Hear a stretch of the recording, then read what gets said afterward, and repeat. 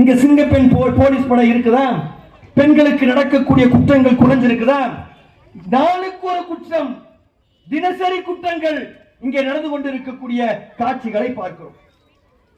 அப்படிப்பட்ட ஒரு சூழல் என்பது இன்னைக்கு இருக்கிறது. மக்களாக இருக்கக்கூடியவர்கள் ஆட்சியில் இருக்கக்கூடியவர்களை பார்த்து கேள்வி எழுப்ப வேண்டிய தேவை இருக்கிறது என்பதால் இன்று ஆட்சியில் இருக்கக்கூடிய தாவேகாவினுடைய விஜய் அவர்களை பார்த்து நாங்கள் கேள்வி கேட்கிறோம். நீங்கள் கொடுத்த வாக்குறுதியை ஏன் நிறைவேற்றவில்லை?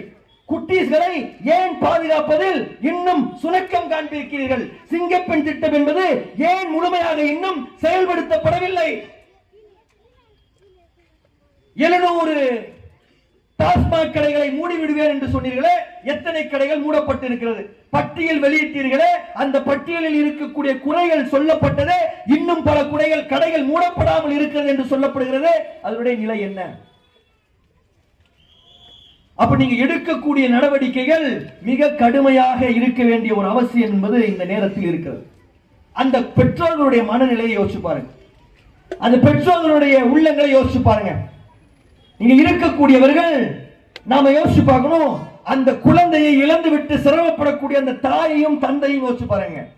10 வயது வரையும் அந்த குழந்தையை வளர்த்து அந்த குழந்தைக்கு திருமணம் செய்து கொடுத்து அந்த குழந்தையோடு நல்லபடியாக வாழலாம் என்று ஆசையோடு இருந்த அந்த கூட்டம், அந்த தாயும் தந்தையும் ஒரே நாளில் பிணமாக முகம் சிதைந்து இரத்த சகதியாக அந்த குழந்தையை பார்த்து விட்டால் எப்படி இருக்க முடியும்?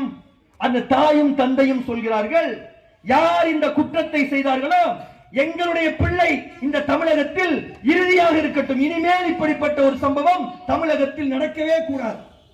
யார் இதை செய்தார்களோ அவர்களுக்கு மரண தண்டனை கொடுங்கள் என்று சொன்னார்கள்.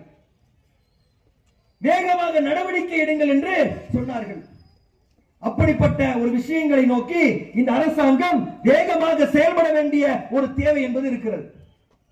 இந்த சூலூர்ல அந்த குற்றத்தை செய்தவர்களுக்கு இப்போது குண்டர் சட்டம் பாய்ந்திருக்கிறது. சரி, குண்டர் சட்டம் பாய்ந்திருக்கிறீங்க. இப்ப சட்டமன்ற கூட்டத்தொடர் நடக்குது. ஏதாவது சிறப்பு சட்டங்கள் கொண்டு வரதுக்கு ஏதாவது பிளான் வச்சிருக்கீங்களா? ஏங்க, இன்னைக்கு இருக்கக்கூடிய பிரச்சனைகளிலே மிகப்பெரிய பிரச்சனை இதுதாங்க. ஏதாவது சிறப்பு திட்டங்களை கொண்டு வருவதற்கு ஏதாவது பிளான் வச்சிருக்கீங்களா? நாங்கள் உங்களுக்கு பரிந்துரைக்கிறோம், இப்படிப்பட்ட பாலியல் குற்றங்களை செய்யக்கூடியவர்களை நடுவீதியில் வைத்து தூக்கில் போடுங்கள்,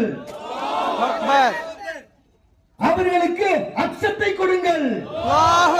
இப்படிப்பட்ட குற்றங்களை செய்துவிட்டு நம்மால் வாழ முடியாது என்கின்ற பயத்தை அவர்களுக்கு காட்டுங்கள். பயம் ஒன்றுதான் தீர்வு.